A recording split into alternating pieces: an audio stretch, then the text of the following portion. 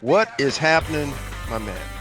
What is up, dude? Welcome, welcome. Today is September 15th, 2020. This is Crushing Iron Podcast, episode 408. And this is the first podcast we have done since our little mini hiatus, which most of you don't know we even took. Well, you probably did, because I think I mentioned in the last podcast. But this is the longest you and I have ever gone in the last 4 years without recording a podcast. I know, isn't that something, man? I feel really out of sorts. So I'm Feel going to rusty. apologize. We're on the road and we're I know. back to the old ways with the Skype. I know. And It feels so. I feel like we're low budget. Not that we haven't been, or not that we have ever been high budget, but I feel super rusty. I don't even know what the name is or what our podcast is called or what the number of it is, but I'm it's pretty sure it's 408. Yeah, we did like a soft start, and I'm like my Skype's a lot of sorts. I basically don't even know like what we do, what we talk about on a regular basis, but neither do we. But hey, we appreciate you tuning in. I am back in Chattanooga after a weekend in Houston. Mike, you were still up. You're not in Madison, are you? You're somewhere else around the beautiful state of Wisconsin. yes, I'm back at my mother's house in good old Beloit. Lord Beloit, but we're back on Skype, so hey, I'll apologize just because I know the last few weeks we've been recording in studio at our C26 hub here in Chattanooga with our new mic setup, and we've gotten really great feedback, and we appreciate everyone that's reached out and said that they like the new clarity and how crystal clear things are. And apparently I sound different compared to the way I did for the previous like 398 podcasts. I didn't know you were like downing the treble or the bass on mine, making me sound like terrible and like making you sound like somebody off like a freaking Isotone or Glove commercial. But hey, we're back. I'm excited about today's cast because it has been a while, and I love connecting. I love what we do. And if it's your first time listening, hey, we appreciate you tuning in and giving us your time. We know you have a lot of choices in the triathlon training podcast universe and just podcasting in general. So we appreciate it. We cover all things triathlon and all things life. The past few months, it's been probably heavy on the life, but we hope to get back into more triathlon-centric discussions. But we do. We cover it all. We cover swim, bike, run, nutrition. We cover training, our training philosophies, how to, you know, really just be our best, not just in triathlon, but in life. And that's kind of how we started the podcast and why we did it in the first place, was not just to focus on triathlon only and how it can be a very consuming sport and also isolating, which I think we'll probably talk about a little bit today. But it takes a lot. It takes a village to make someone into who they are, just not just in life, but in triathlon. And Mike and I, as both coaches and athletes, we do our best to share our experiences over the past 10 or 15 years for myself and Mike for the past 7, both as coaches and athletes, and oftentimes we'll give examples from our own current roster of the athletes we work with around the globe, really. And then sometimes we'll just dive into our Facebook group, which is Crushing Iron Group on Facebook. If you want to hop in there, we will let you in after answering a simple question.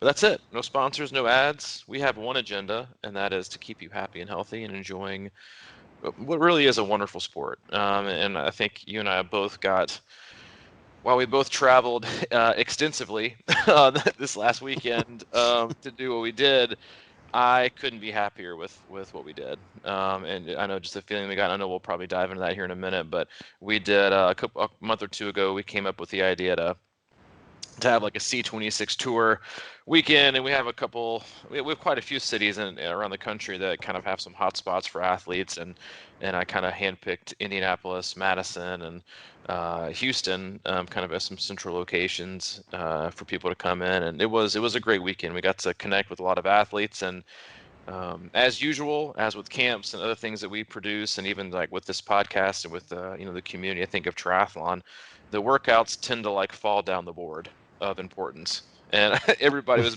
I mean, I know everybody in Houston, and I've heard a lot from people in Indianapolis and Madison. They were like, yeah, the workouts were great, but dear God, did I just need to see some people.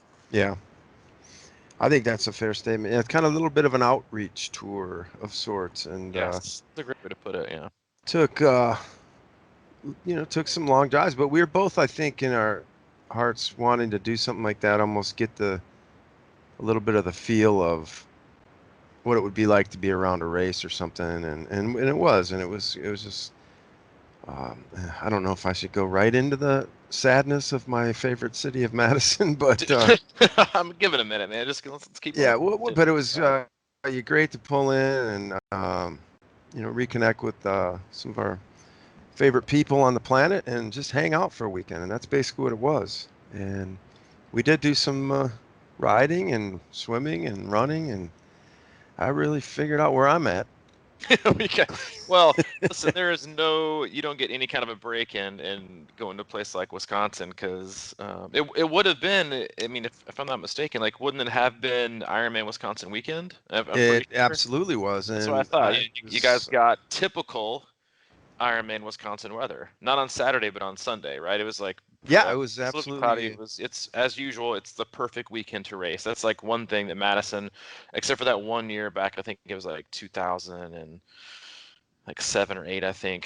That's how dated I am. It was like freezing cold. Like we had one of the highest DNF rates in North America ever back, at least back then. But cloudy and gross and rainy. But this past weekend, Wisconsin always delivers. It really does. It's one of, if not the best ran races in the country. And the city always turns out for it, and the weather always ends up being perfect, even though it was crappy like the day before. Like I know you guys had suspect weather on Saturday, um and then switch things around. But yeah, it is there is also no time for breaks in Madison on the hills or the water. As I know, is choppy water. It's a fair course, and I think that's why people love it. It's a very, very fair course. You can't draft on it. You can't cheat. I'm sure people try, but it's just there's so much separation that comes out with the swim alone. I know you guys got some chop in the swim there that day and on Saturday, and then obviously riding the bike course, there's no place to hide on that course. It's very telling of your strengths and weaknesses, and that's why I think a lot of people love a course like that. they do. And I kept thinking to myself, how much I love it too, because there's just certain sections of that course that they're difficult, but they're just really fun. I mean, some of those winding roads that go in past the farmhouses and then turn into hills or whatever. But, it dawned on me, man, that yeah, it was Ironman weekend, and I think that may have been my longest ride since that race last year. So, uh, You were that did, patiently waiting to bring it back. I mean, I feel like that's the best way we can look at it. yeah, I don't know. I mean, I've done some riding since then, obviously, but it's more casual and a lot of mountain bike riding, and to get back onto that course and think, man, I was like, half the time I was like, I don't know how I did this last year because it was a grinder for me. It sort of ate my lunch a little bit, but I still loved it. It was you know, we went up, we did the loop basically, which is I don't know 40 miles roughly, and but a bunch of us decided to take an offshoot and climb Barlow and come back down it just to. Oh, dude, I a little bit know. of icing on the cake. Like, why would you do that to yourself? I don't know. I was just there, and it was right there. And they're like, "Let's go up Arlo." And I'm like, "All right, well, because we had talked about, remember, that wasn't all that bad or whatever." But this time it really, I was kind of like, I get why people. It's got to be one of the tougher, short hill parts on probably any Ironman for that matter. Because it was 17, 18 degrees or whatever they say it is. I mean, it was bigger than I thought it was too. This time it seemed like it. So we did that, and then we got back on the regular course again and went through it, and we had a good time. It was it's great riding out there. Not a lot of cars and pretty friendly drivers. I feel like they're just aware of it, and they're just like, all right, we'll get rid of They were it. probably like, what is like they? Some of them probably didn't even know the race had been canceled. They were probably like, we're used to seeing thousands and thousands of people out this weekend. This is like pretty awesome. They're only seeing like 50, 60 people. And I'm sure there were other. I think what I heard was there were a lot of other athletes out there kind of doing their own little Ironman or supported event this last weekend too. And you guys are out there, so probably like, dude, this is like nothing. Like, come on down, welcome. It's not 3,000 people doing it, like they usually have it. So, but it is like, it's we both traveled far, and we had the kind of same thing in Houston. We got to do something on the course, like which I think is just always exciting. I don't know what it is. I mean, I think it's somewhat explainable, but like I was out running on the Woodlands course down there where Ironman Texas is for a few days while we were there. And it's just, and I do the same thing here in Chattanooga when I run on the Ironman Chattanooga course. Like your pace kind of picks up a little bit, like not even like thinking about like why or how to do it. Because you can like picture yourself at a race during the event, participating, and like in that mindset, and all of a sudden your kind of your competitive juices get flowing, and it happens to me when I'm there at, or happens to me here in Chattanooga anytime I run the Ironman Chattanooga course, and then it happened to me in the Woodlands. We're just there in Houston. We ran on a lot of the we actually did the entire loop, I believe, of the Ironman Texas run course, and it's just something fun about being on a course you might race on one day, or that you could race on, or they have raced on. It kind of gives you that feeling, and I think within a year that everybody has struggled with, like, I don't want to say with their relationship with triathlon, but I think we've all, in kind of some way questioned, like, at the core, what we've really gotten from it and what we missed the most. And I think doing things like this, like, I think that was such a great way to put it in terms of, like, an outreach tour was, you know, and I said this in my weekly email on Monday, was that, triathlon is already a very isolating and can be a very, very selfish sport, where it's an individual sport. It's not a team sport. Like, you don't get help from other people. It is just you, and you have to usually, make hours, throughout the course of the day, to where it's just going to be you training. You can't have buddies. You can't have friends. You can do group workouts, but you're going to be graded yourself. On race day, it's not like a group effort or team effort. You can't rely and depend on other people, and a lot of people take that kind of attitude in training, and you end up missing, without, like, the connection. I mean, I know that I've missed it this year greatly. Like, we've had some camps this year, and we've probably done, I think, probably more collectively with groups and stuff than probably a lot of other teams or coaches have. But God, like, like, just being around people, and not necessarily talking about triathlon, but like just feeling connected, and I think that's such a common feel, and kind of a common thread that I got from feedback from the athletes in Indianapolis, and the athletes that we had, that came to Madison with you, and the ones in Houston, were like, the workouts were secondary.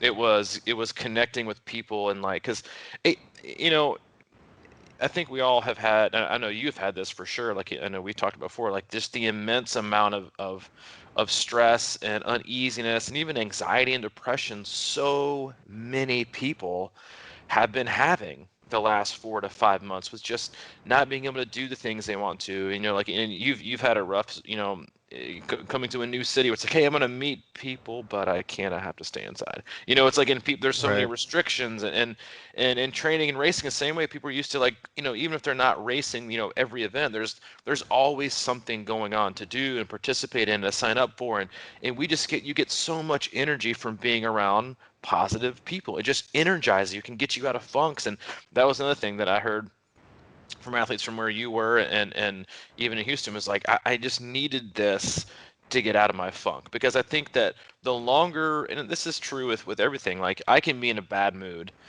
and then we can hop on a podcast, and when I'm done, I'm automatically out of it. Like, I might still have some, like, residual, like, grumpiness, but for the most part, connecting and just talking to you about whatever, I always feel better. Or hopping on a phone call with an athlete, then I feel more alive and more energized and more awake. Like, that's just, there are little things like that I think we should be, I don't want to say be more aggressive about, but I think maybe appreciate more and be more purposeful in everything that we do with training and in life, and how we connect with people, and we just can't take it for granted Yeah. anymore. I And I think we think should I think be we more should be aggressive. I think be that's a good more way to put aggressive with it. Yeah, I mean, in a responsible way, obviously, and then I think we have been fairly aggressive, this year, and doing things. It's just, I think there's just so much more to gain, and how isolated and depressed people have gotten, with everything going on, and that's why I'm so excited to see more and more and more races happening. And Ironman's put on a couple different 70.3s the last few weekends, and in other countries. So, like, it's coming, it is coming, and it's happening. Ironman Coeur d'Alene, it's coming back for this next year. It's sold out in less than a week, which is crazy to think about. Like, people think, like, oh, the sport's dying and people are going to quit. People are going to, okay, well, a race that hasn't happened in about 2 years because they stopped it is coming back next year. No one has raced an Ironman this year yet in North America, and they went online for registration and it sold out. So, like, that should tell you that this sport isn't going anywhere. And you can read between the lines and think what you want to think about, Ironman as a corporation and their selling. How are they going to make money? How are they going to do these things? Well, the customers are always going to be there. There is always going to be an opportunity to do these things. And I think the timing of the registration with Coeur d'Alene and the sellout, it speaks volumes, in my opinion, just about how desperate people are to hold on to hope and to hold on to the feeling and the vision that one day soon I'm going to have this opportunity. And I think we all need that. And I think it's great. I couldn't agree more. And the reason I said I think that's a good call of being more aggressive with opportunities or just doing things, because in a sport like this where it is an isolator and we can tend to live in our heads a lot, and problems don't get solved or in your head usually. It just gets more and more confusing. And just a little thing like going up to Madison this weekend, and we had bad weather on Saturday, so we flopped our swim and run to Saturday and rode on Sunday when it was going to be nicer. But it wasn't very pleasant on Saturday to get down to that water, and it was pretty choppy. It was cold. The day before it was supposed to be 59, but I think the temperature got up to about 63 maybe for that day. And so it was a little, it woke you up, but it's one of those things where we train alone so much and we do these kind of aggressive or things that make us feel sort of proud of yourself a little bit. But there's nothing better than when you feel that group energy down there, because I don't, like if I was just up there and said I was going to swim, I don't know if I would have, but like we all went down. I think there was 10 or 12 of us and stood along the water, and we're like, let's do it, and that becomes an experience. I think what we tend to need in life is experiences like that. Now, what did it seem like the greatest thing ever when you jumped in that water and the cold water got down you and the white waves started slapping you around? Not really, but it was sort of like, hey, man, we all went through this today. And I think it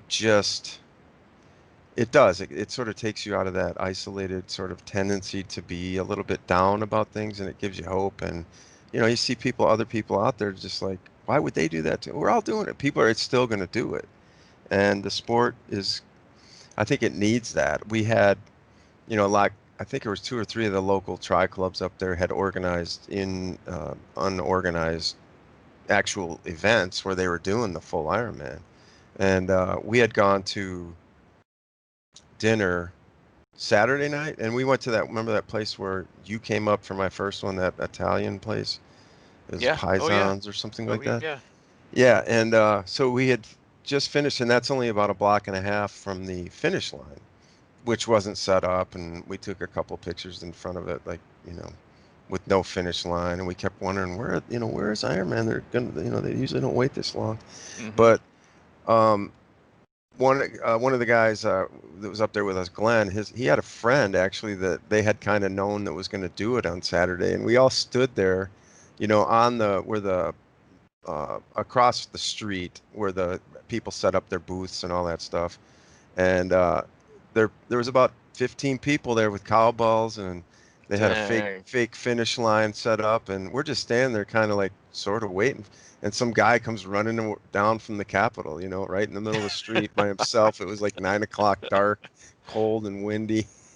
He comes, and everybody's got cowbells out and cheering for him, and he crosses the finish line tape and holds up, and somebody gave him a medal, and it was funny. I have a video of it. I'll put it up. That's awesome. But yeah, so I mean, just that is like, wow, people are out there thinking about it. And I think some of the tri clubs, like I said, on Sunday ended up doing it, and they were set up out in Verona. They had tents, and people were riding by and, making the most of it, I guess. But it was pretty. I mean, that's like it. I think I love what you said right there about making the most of it. And I think that is to that degree is what this whole year has been about. And I think a lot of triathletes have learned a lot about themselves this year in having and kind of forcing themselves to recognize the need to be flexible and to also just do what is necessary. And I think that's something that I think triathletes struggle with because they overanalyze and paralysis by analysis kind of thing. Like they overanalyze everything, that everything is connected, and if we do this, it's going to screw up things. And if you think about it, like there has been no end game for a lot of athletes this year. And while you're developing and while you're still, trying to execute your specific training blocks here and there, it's just like there's never been a better time to just like experiment and explore and just wake up every day and kind of just like self-analyze yourself mentally, emotionally, and physically and say like, dude, what do I need today? Like, and then just do what is necessary and not question it and not be like a robot about everything that you do, all the time. Like I had an athlete last week, lives in Kansas City, and he's had like all three of his 70.3 skills. He landed in Puerto Rico to do Puerto Rico 70.3, was there, and then like within like 2 hours of stepping off the plane, they canceled it and had to turn That's right back around to harsh. get back. And he was in probably some of the best shape of his life. And he was commenting, and like if you've ever, been around, if you're in the Midwest, like what it's like to live there in the summer. Like it's windy, it's hot, it's humid, it's gross, and they got like a cold snap. And he said, well, he said this is kind of a glimpse of what, this weekend or this run showed some glimpses of what I think I can probably do for a 5K here pretty soon, but I reined it in and did this and this and this. And I responded back and I was like, yeah, I was like, wait till, like what we call seasonal EPO, like when the temp drops, like it is here. It's like I went from Texas, 90-degree heat and humidity and dew point. And this morning here in Chattanooga was like 72 with like low dew point humidity. It was like running in a different planet. But I said, dude, if you ever get that feeling again, just rip it. Mm-hmm. Like just rip it. Like just if you walk out the door and you're feeling great and you because those, like we all have these days, and while you don't need to do that every week, it's like, especially this year, like what the hell do you have to lose? It's like it just, Mm-hmm. and in that moment, I think it feels necessary. Then you hold it back, and then I think and then a few days later, life turns the tables, and you're super stressed, and you don't feel as good. You may have eaten like crap or slept like crap, and work stresses, and you go out for a run. You're like, man, I don't feel this good today, but I really wish I did. And you miss those opportunities. And again, like I said, like you don't need to do it every day, but it's a year to just figure it out, a way to do what's necessary, and that can look like anything. It can look like taking a day off. It can look like mountain biking with your daughter. It can look like, connecting with friends in a group. Or it can look like anything, and it's just, we have to be able to, I think again, like what a lot of the last few months has taught us is like how important self-care is and how many people absolutely just don't understand what that is, and probably move through life and especially through training blindly, not acknowledging what it's like to take care of themselves in a adaptive, objective way, because life has always been kind of routine and structured in this, and you are very hard on yourselves, and you don't show yourself grace, and you have these high expectations, and then the world kind of turns its tables, and you've got restrictions and isolation, and you got masks, and you got quarantine, and you got kids doing this, and and businesses doing this, and it's just like you're just on the turntable, like you can't get your feet straight. And I think what's happened to so many people is like they're trying to figure, okay, well, I don't have races, and I've always used races as kind of like my goal and like the thing that I'm going for. And now those are gone. So I'm now struggling with motivation. And I kind of realize that triathlon, while the races have been the end game and they're great and they're fun, they're exciting, and they're what kind of gets me my juices flowing or gets me up at 3 a.m. in the morning, to go do a workout, or, makes me do this and do that. And, you know, and I think what it's taught people is that like it really is a form. Endurance sports in general is a huge form of self-care. And I think, but within that kind of discussion with yourself is like, what am I doing and how am I doing it? Do I need to go hard and do I need to go easy? Is a day off, what I really need today, or am I just being lazy? Or is a day off truly what I need? And just asking yourself that every day and every week. And then the biggest thing is just being okay with that. And just being okay with knowing what you need and not worrying about what everyone else thinks that you should be doing. Mm. Yeah, I think triathlon is really a solid grounding mechanism at the least because you know again, I wasn't really prepared for what we went through this weekend, but it was a reminder to me. It's like, okay, just kind of get out there and do what you can do and what it doesn't have to be, always medal worthy or whatever. And it just keeps you, I just like the idea of doing things that are hard. If it's sort of like if you're kind of losing your steam and you're getting a little soft and then just like getting back into it, it kind of is like it just keeps you reminded. It's like I always think, like certain people will, to go off the ledge kind of in a way where they just like, I'm done, and or whatever, and they just start eating terribly and living a terrible lifestyle. But like, I think this is one of those years it's been that challenge where it's like, well, what, it's hard to find your why for one, but just to keep it in there, and to keep going out and doing what you can, like you said, because you may not have the right mindset for racing season right now, and we've all been kind of like um, avalanched by tough situations. And I just think it's important to keep going out there and staying in the game, sort of, just.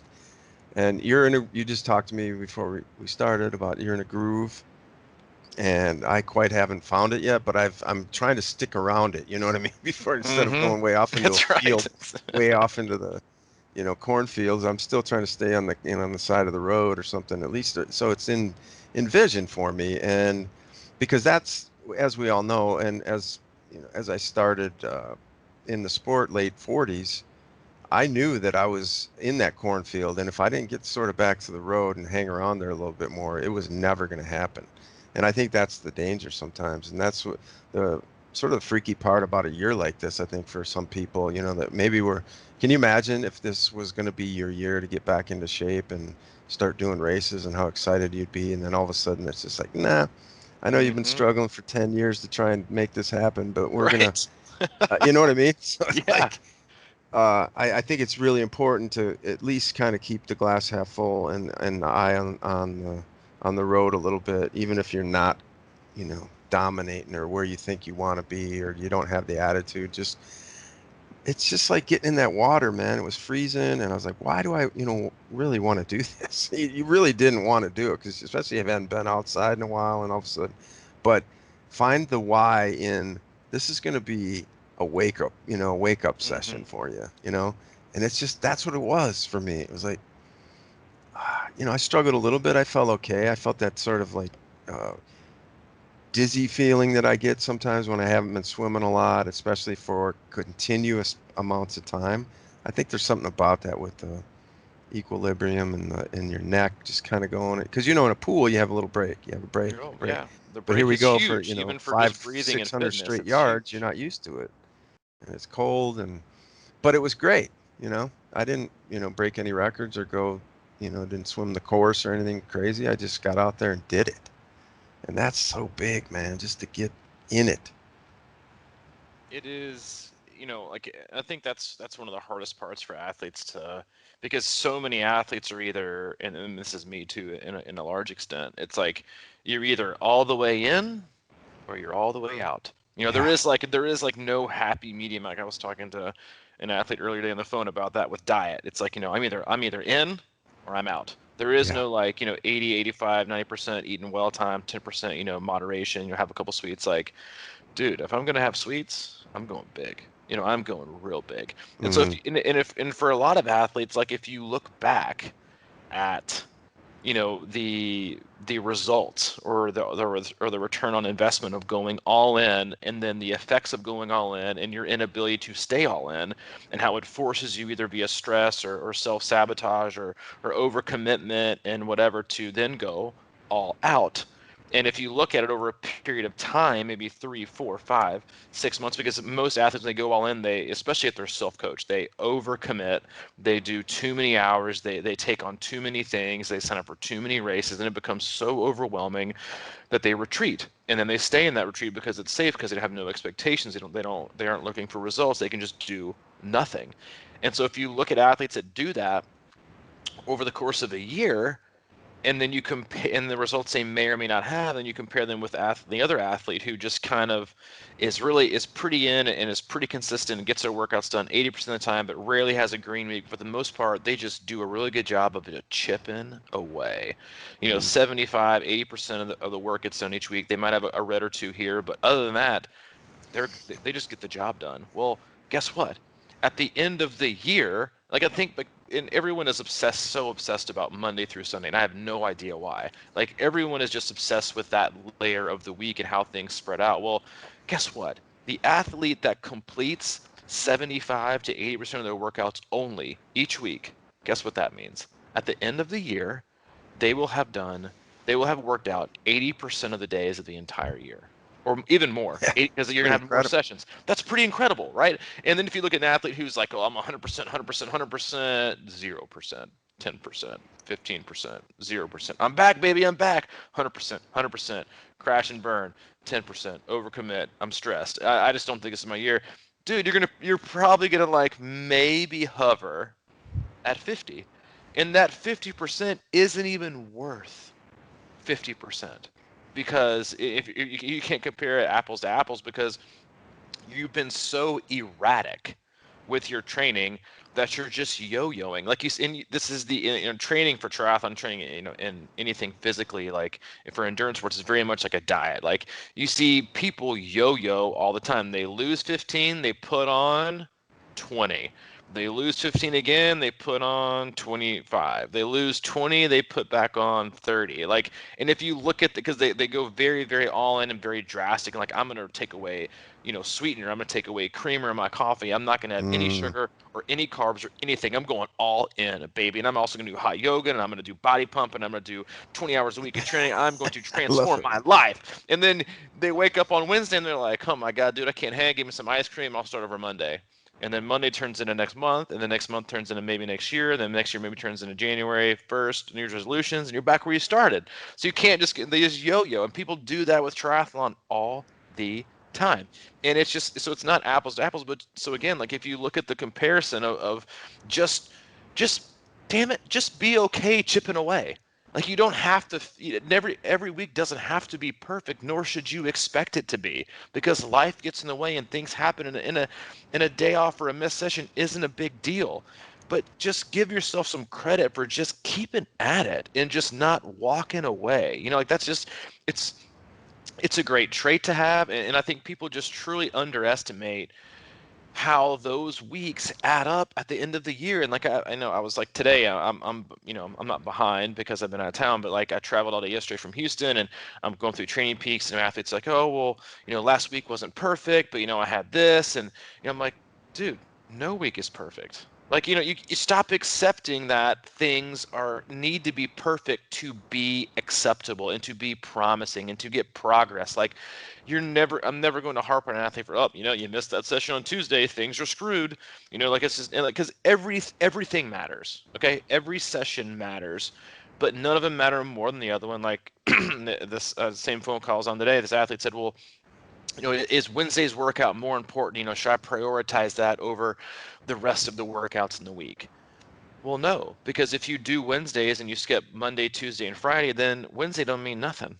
Because that's like an icing on the cake workout, and if you don't have the cake, you don't have anything to put together. And so they're just all connected. So give yourself a break and or a pat on the back for just hanging out, hanging around and trying to find a groove, because you'll find one, and then once you get it, let's just ride that train. Like I said, that Sean Sanford, who is in like an epic groove right now.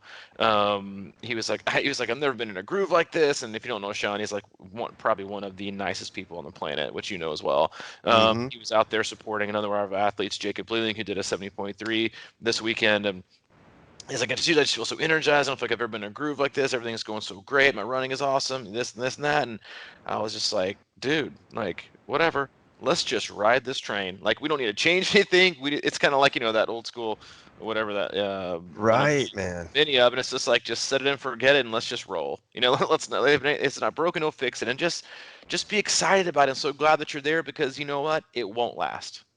And I hate saying that because might burst a bubble, but like, 'cause I'm in a great groove right now, but I also know that that's why I need to have so much fun with it and be so involved in it and be happy with it, because it won't last. And I don't want to look back and think, man, you're in a groove but you chose not to do this and do that. It's like, just be proud of yourself and acknowledge the fact that life is hard and training is hard, and perfection is bull. Like, there is no such thing as the perfect week. No one hits everything perfectly.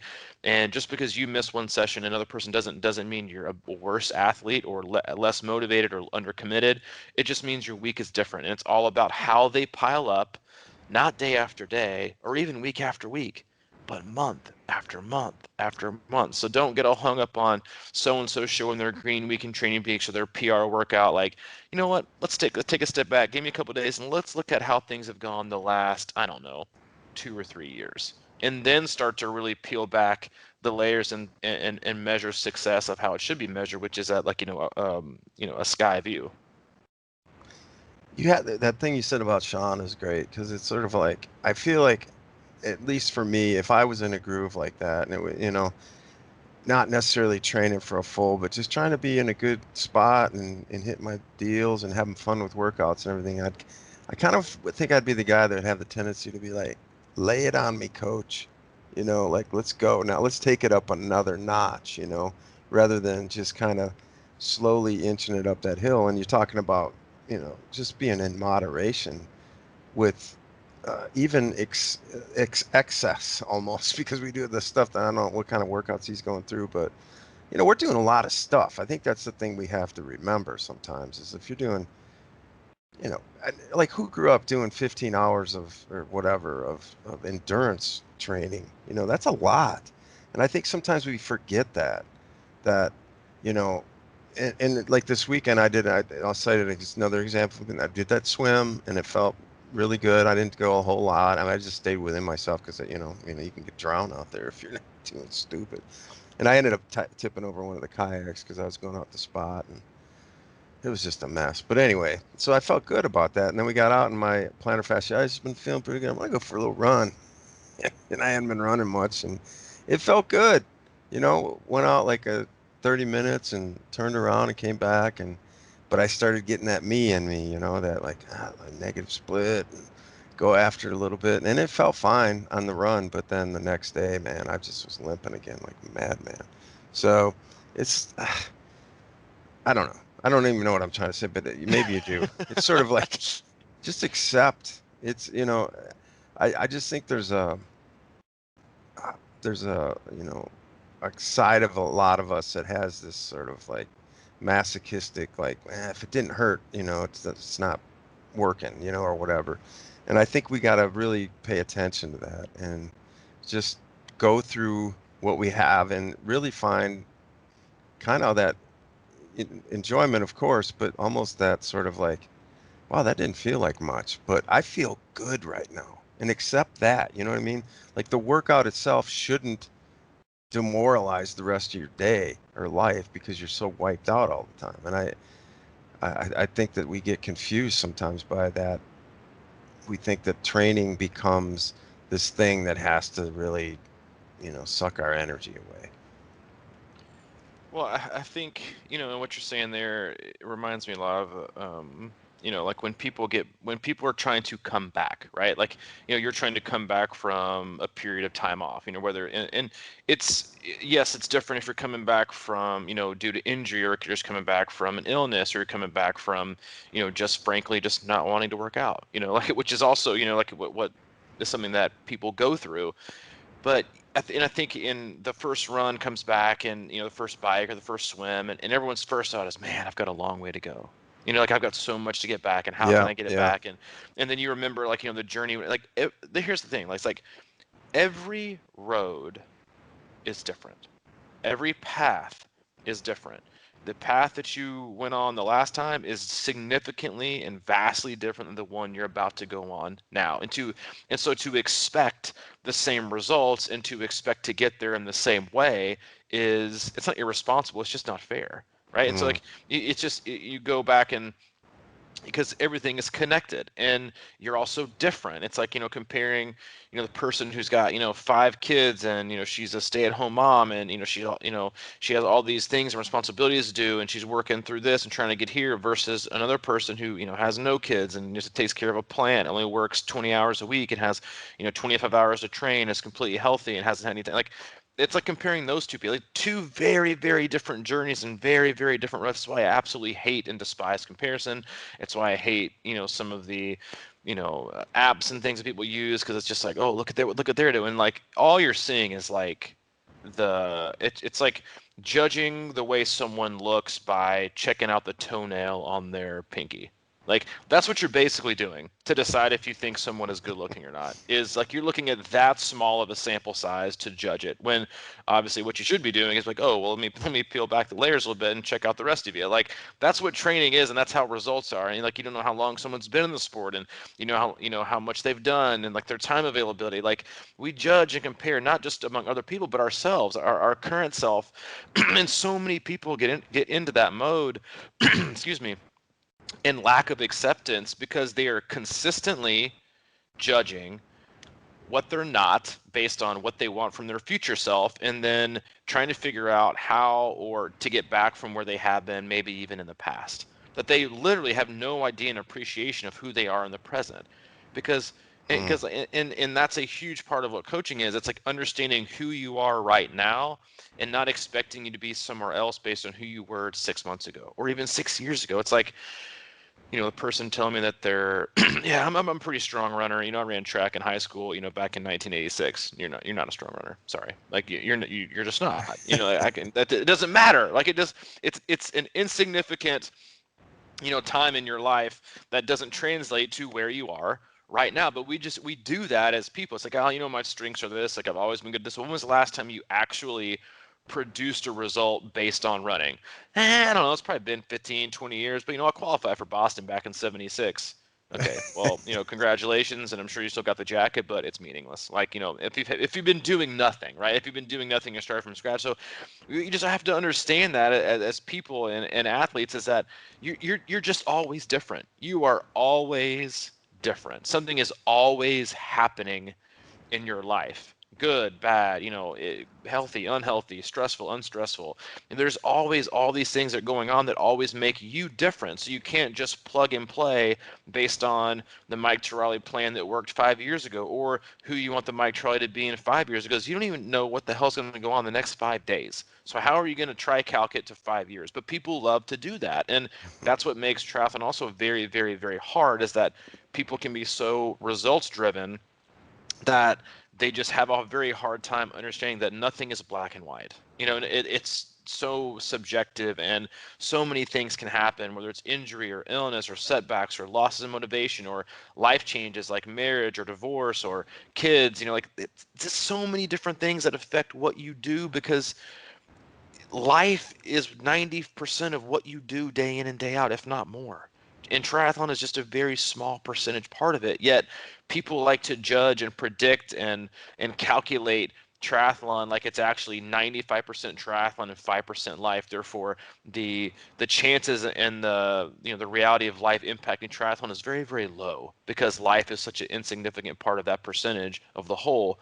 But it's the reverse, and that takes a huge mind shift to kind of wrap your brain around, and a perspective change. But it's important if you really want to be successful, and not just be successful, but just grow and thrive and love the sport the way that you can, and then get so much from it in weeks and months and years, while not drowning yourself in the expectations of a person who may not ever come, which is you. Yeah. Oh, I always love it when you bring it home with it. Yeah. Yeah. I got nothing to bring it home because I, I just see that it's so important that I guess that's what I was kind of trying to get at, was that, you know, we just want life and triathlon to enhance each other, not get in each other's way as much as possible. And I think they are both great. Like, to support your life with triathlon is wonderful, but to have it bleed into like every thought. I mean, that's what we do. We hang around triathlon a lot, so it is a big part of our lives. But I'm just thinking in terms of my injury and stuff like that, how it can affect my life, and how it makes things harder. So I think it's important to just, train in a way that makes everything easier, not harder. And I don't know how you, and I know that's basically your philosophy in a lot of ways, and it's just not that easy to do. But anyway, so you were in Houston, and we had a good group down there. How did that end up going? I mean, Oh, what it did you was, well, I mean, like besides the route that we took apparently was littered with like freaking thumbnacks and nails and almost coffins, but it was actually great. Wasn't nearly as hot as it had been, but the humidity in the dew point, it's very similar to here. Like, it was definitely a little bit hotter temperature wise, but the humidity dew point was still pretty vicious. Now, the Thursday and Friday I was there, it was like unseasonably cool, like cold. Oh, And, really? and not cold, I mean like 80s. And like Yeah. 80s, like as a high or whatever. It actually got up like 100, but the mornings were like overcast. Like I was like, man, like this is like these Texas people are full of crap with their, oh, it's so hot and humid down here and everything's worthless and terrible. And I was like, man, this is nothing. Like Tennessee's got it. And then around 1 o'clock, I went outside to take the cover off my truck bed so I can sit on my bike rack, and I was like, "Oh my God, I'm about to die." It was Wow. like 110, and like the humidity, it was just crazy. But it was a great weekend. It's the Houston itself is definitely not one of my favorite cities. It's just a big concrete jungle with strip malls and six lane wide So interstates. massive, man. It's massive. But the Woodlands is such a cool area, and I was like, we again, like we ran the course, and Nicole Winger did such an incredible job marking the course and setting up things, and so everyone, we had quite a few athletes there that are going to do Ironman Texas this next April, and so they get a chance to run the full one loop of the course, and it's just a really neat little area to see, and it's I was there last year and told you what an awesome experience I had and how I Yeah. thought one of the best run. Like it was awesome. I mean, the bike is nothing to shout about, and we didn't do any swimming or anything, but the Woodlands area itself is very cool. It's a great location to host a race. While I think the swim is pretty cool. It's probably a little bit less than ideal, not so crystal clear in the in the canal there, but Hmm. it's super spectator friendly. Like it's probably the most spectator friendly swim period because you can walk on the canal on the sidewalks and stuff and cheer people on, and it's just very, very spectator friendly. The bike is not, but I mean, let's be honest. Like, who do you really see and get jazzed up about on the bike? Like, I just don't. Like, it's never been something I'm interested in. I always tell my family, like, don't come see me. Like, it's a waste of time. I'm not gonna see you for like 0.3 seconds as I go by, and not even gonna know it's you. I'm just gonna kind of like wave as we go around in our alien helmets and spandex. Like, you just kind of guess. It's, hey, I think that's Dad. Then you kind of wave, and you're like, hey, did you see me on the bike? And you're like, I did. In your mind, you're thinking, no idea if I saw you or not, but I don't want to crush your hopes and dreams. So yeah, totally saw you. Thanks for being out there. Really got me going on that second loop. And they're like, there is no second loop. But and it's a fast bike course anyway. But it was fun. Everyone had a blast. We had people come from.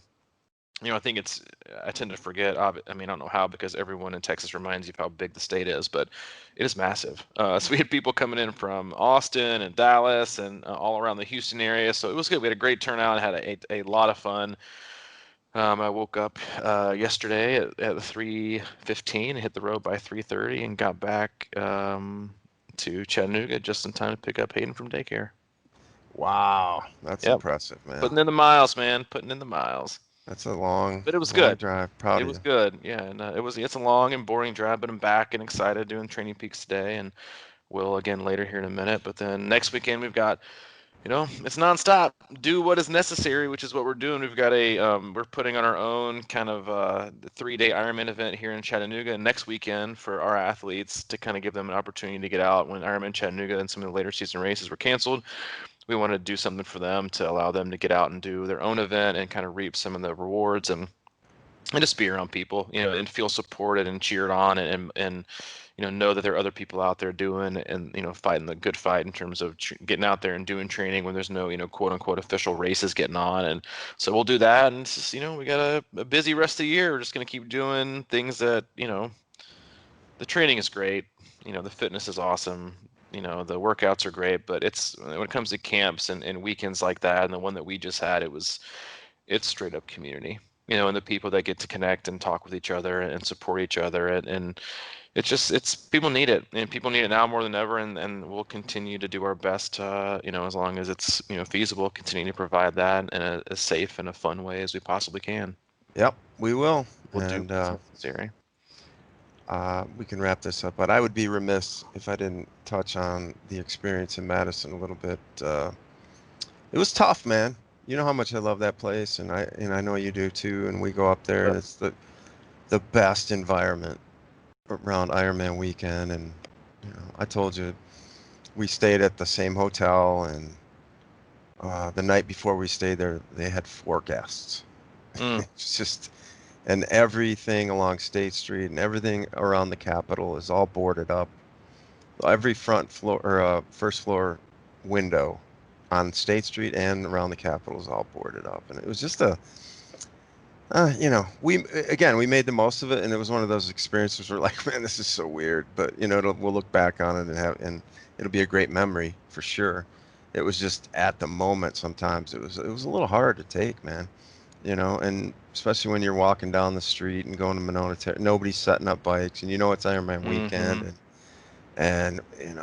and the whole, you know, they're pretty aggressive up there with their regulations, and um, we just did what we could, and it was great, but it was bittersweet. A lot of it was because Ironman Wisconsin is such a big part of my Huge. triathlon Yeah, I mean, you know me, like existence. it is one of my favorite cities. I absolutely love it there. I was like talking a lot about it actually this past weekend. Like, it is one of my favorite cities. I love it there. And but it was, I think it's very symbolic, in a way of, you guys being there and the city shutting down and not looking the way that it has with things boarded up and closed, shops and stuff closed down and but there we were, like hanging out, hanging around, as you said. Like, I'm just trying to hang around and find my way to get a groove, and I think that's just a huge part of it.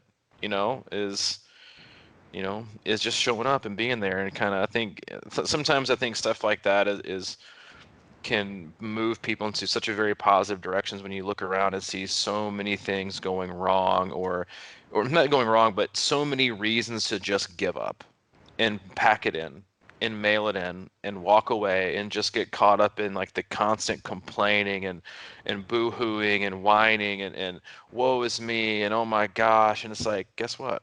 Hey, still here, you know, like a freaking cockroach. Haven't gotten rid of me. I'm still hanging out and I'm not going Right. anywhere.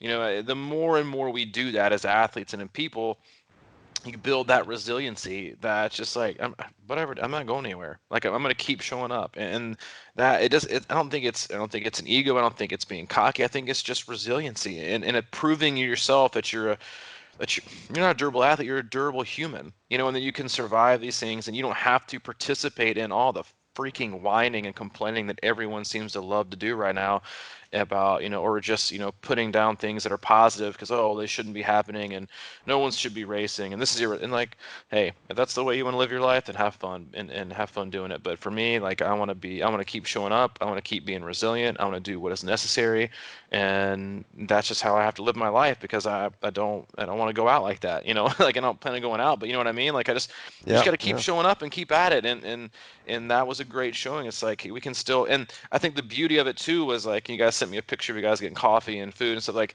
that's the beauty of people, is that, like, no matter where the hell you are, if you have a connection in a group of core people that you can connect with, then it doesn't matter that shops and buildings and things are boarded up and you can't go to this, you can't, like, if you've got like a core group and a core community that can support you and be with you, then what else do you need? I I think agree, man. we overrate so many things. So, but yeah, Yeah. Yeah. awesome job by you and making that trip. And Well, yeah, and tell John, tell your mom I said hi. I will. John set up a great weekend, and we did have because of the weather, we had some people decided not to make the drive. And everybody's like, well, next year we'll have more. Next year we'll have more. And I said, you know what? We had enough. Don't- It's always it's, enough, man. yeah, man. It was just great. It's that sort of like more is always better, and it's not. Its quality is better, and that's how I felt about it. And as you always want to have like 50 people, whatever. But it was great, man. You know, it's just like training, man. Quality over quantity. That's it. So, with that, we will wrap That up being our. said, yeah, as always, we appreciate you tuning in and giving us the time. we do the best we can for you. We'll be back again on Thursday with a very I would say a very special podcast, but it's probably just gonna be like the one today. 6 out of 10, baby. 6 out of 10. We just keep showing up. That's what we do. If you have any questions, comments, concerns, reach out to us. You can hit Mike up at crushingiron@gmail.com, or if you want to reach out to me directly, C26coach@gmail.com. And if you want to check out our one-stop shop, which is all things camps, community, and coaching, that is our website, C26triathlon.com. All right, buddy. It's been great catching up with you. Oof, it has, man. I'm going to hop on Training Peaks, and I will check you out on Thursday. That sounds good. See you, dude. All right, man. Be good.